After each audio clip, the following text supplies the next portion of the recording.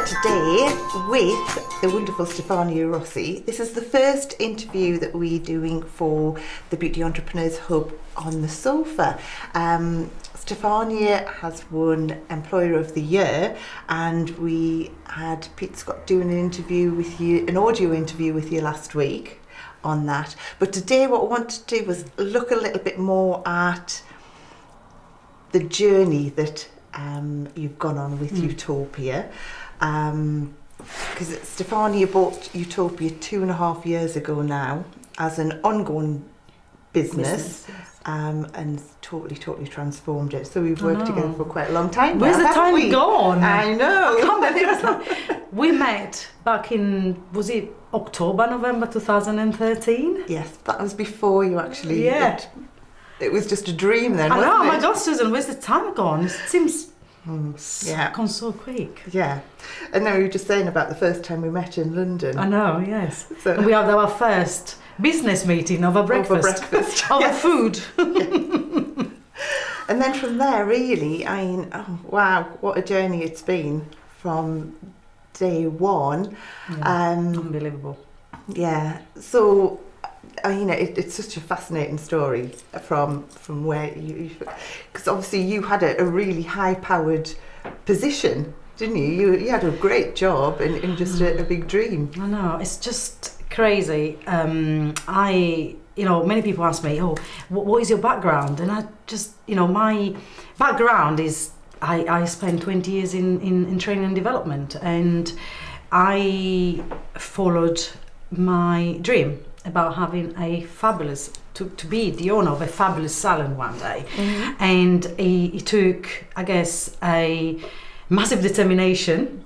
It took, as you know, quite a few years before I found the right salon. And I spent quite a few years retraining myself, attending many seminars, reading books, researching the industry, researching for the best people to support me in this journey.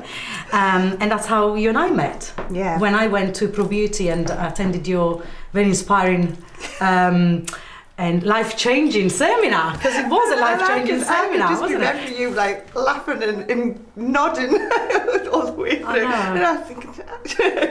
And at the time when I think we met, so you remember, I was just about to, I already located Utopia, and I was just about to take over. So it was a critical time for us to sort of start working together.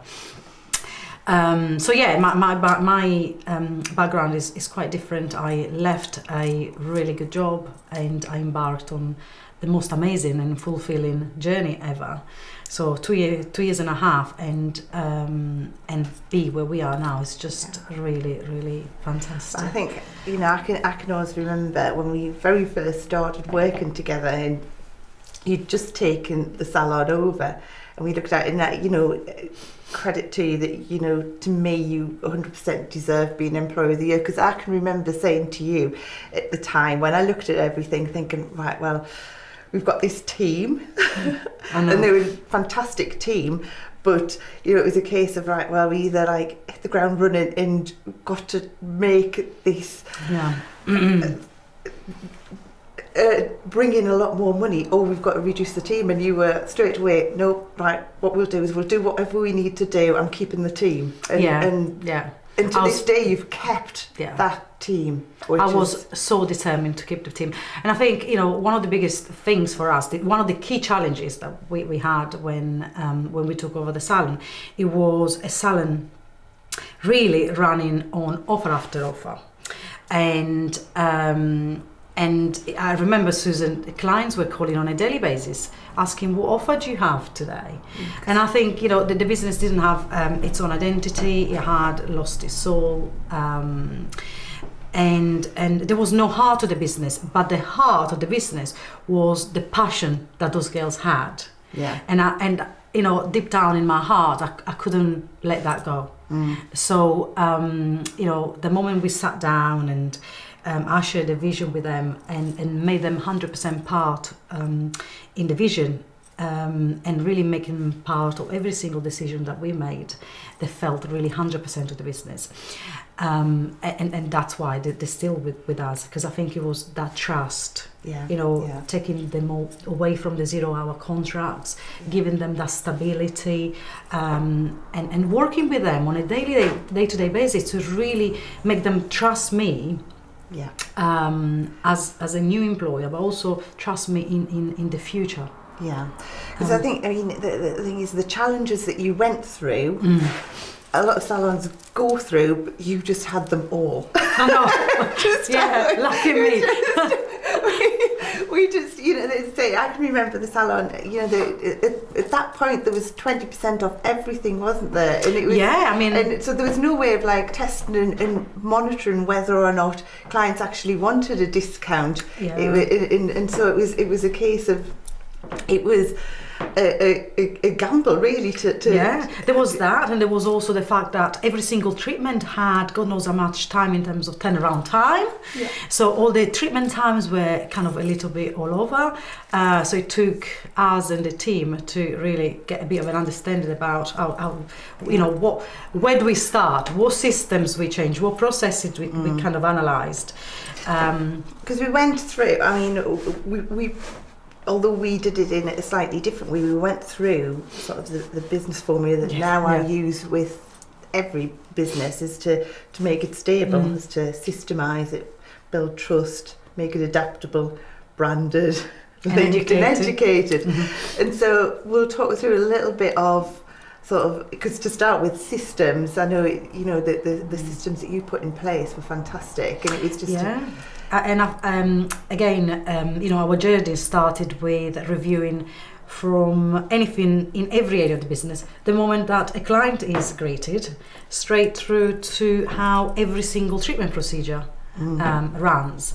We did a client journey to start with. I can remember standing across the road looking and seeing what everyone else was seeing and what we could change and things, and then walking right the way through the salon, which is a great thing to do, isn't it? And again, good fun, because once we actually got the girls involved, all the team involved, and we start surveying the clients and really understanding who our ideal client was, what they wanted, what they needed. That kind of developed into our branding, how we're rebranding the salon, and so it was really good team effort in getting the girls fully involved into identifying our clients. So the systems, I mean, that's just an ongoing thing. You're still bringing in new systems and changing things now, 2.5 years later, and that's just an ongoing thing. That's the employee book and the client book and all the systems, it's just part of our team meeting. But that leads on nicely to the next bit, because that built all the trust with the team, the amount of sort of impact you were putting on the business, as in making it so stable, and so that the team just knew exactly what they were doing, that they instantly trusted you, and you've obviously had a lot of trust. It was on both sides, really, wasn't it? Yes, it was on both sides, and I think it was very important for me to understand and work with every single member of the team to really understand what makes them tick and how to get the best out of them. And even with the system and processes, although it's a continuous review of what we're currently doing, it was so important for them to understand how you do things, and the expectation that you have out of them, because once it's actually written down, it's black and white, they're actually totally clear about what you're expecting of them, and vice versa. And as well, you were developing them into what they wanted to be as well, in making them their role's very important in the business. It is, so they knew exactly what they were, where they were going. So I mean, they were going back onto adaptable. They adapted themselves perfectly into where you were directing the business. Once you'd found out what clients wanted, they totally took on board and adapted themselves. And they became very much their own experts in their own right. We talked about the structure, how the team should be, the structure, but actually it was so clear to us, to every single person in the team. We just, everyone just slots in. Everyone is an expert in their own right, and that's how, for me, it was very important to invest a lot of money, obviously, in time into the training and re-educating and upskilling, so that they could, they could raise the standards and obviously the knowledge and be the best version of themselves, but also to give them the confidence to be those experts in the business. And I think once the brand started to build, because it is, it now has such a strong identity. The Utopia brand it's almost right the way through the business, isn't it? You look at the colour scheme that you've gone for. That's right throughout the business. Everything's branded. The girls all have the name badges with the Utopia brand on, and everything. I mean, even the uniforms. Yeah, and when it came to actually doing the opening evening, there was no mistaking what had happened with the business. Yeah. And I was there at the first, the opening evening, and talking to clients. They were just so proud of what you'd achieved. And even the mayor. Yeah, remember the mayor? We loved it. But I mean, she was. You could just tell she was so proud to be there as well. I think the overall journey and the transformation of Utopia has been amazing, but ultimately, the girls said to me, "Oh, Stefania, you've been very inspirational to us." But I feel they've been an inspiration to me. It's just, they've inspired me to do better and better and better, and wanting more and more and more for them, because everything you presented to them is been like, yep, that's fine, let's do it, and they came up with loads of ideas, and they've been so critical, and I know this award is very important, but to me it's their massive achievement. They've achieved this, and now they're like, what can we do now? I know, yeah. What's next? I know. But it seems, 2.5 years, and yes, we've done so much. It's just But now, I mean, in Hornchurch, you have got strong links with other businesses and things. Haven't you? So we've linked up with many local businesses. We have synergies with, and they're very proud to display our brochures, many recommendations. We get lots of clients popping in and say, "Oh, so and so told us to pop in." We have created a really strong presence. And going back to what we were talking about earlier, for me, when I bought Utopia, it was very much about, yes, I could see potential, but it was a fantastic location. It was a quite big double-fronted, across 3 floors with the treatment rooms, but it's the girls that are also built that trust with the clients and the community. It's because once you've got that is the easiest way to grow a business. Once you've got raving fans in other businesses, and just sort of once you've built that brand and everyone knows what the brand is, then the recommendations just start coming in. Yes, and that's why when you came in and we looked at the team, and it's like, we had to make some challenges decisions. We, have we got the right structure? Are we overstaffed? And I was like, nope, we're not. No, we're not. And that's where the education came in. Absolutely, I mean, the team, you've developed them fantastic. I mean, we obviously looked at what the clients wanted, which brought in new brands as well. But, the girls from the now are, like you say, the experts. The knowledge that those girls have got it just oozes out of them. But as well, now for new members coming in, sort of like apprentices, they've just got the role models, really. And what I feel as well, one of the most important things is to keep your word with your staff. So if you have things in the diary and you have your one-to-ones with them, you have important meetings, even a catch-up, I think it's really important that that time is kept, no matter what. And you know, yes, the business, like obviously you want the salon to run, and obviously you need to make money, and the client is very, very important. But you won't get that trust if you really don't keep that very precious time with your team. Yeah, we were talking about this earlier, because quite often, you know, it's so easy for like team meetings and things to, you know, if you've got a waiting list of clients, to like think, oh right, well we'll reschedule, but you can't. It has to be that is the most important thing, that developing the team. Yeah, and also because that member of staff is really looking forward to that time. Yeah. You know, and I'm looking forward to that time. Yeah. And sometimes you can be sidetracked to say, actually, do you know, let's postpone it. And I don't think it's quite fair doing things. And having them so that they are very, very scheduled times, rather than it just being when something goes wrong. That happens so often. And I see that so often, where these meetings get scheduled just because something's gone wrong, where you put them in place and they're rock solid. They don't move around. And again, it was all part of the systems and processes. It wasn't just around, you know, having everything black and white for how the salon runs across every year. It's very much how we run as a team, how I operate, how we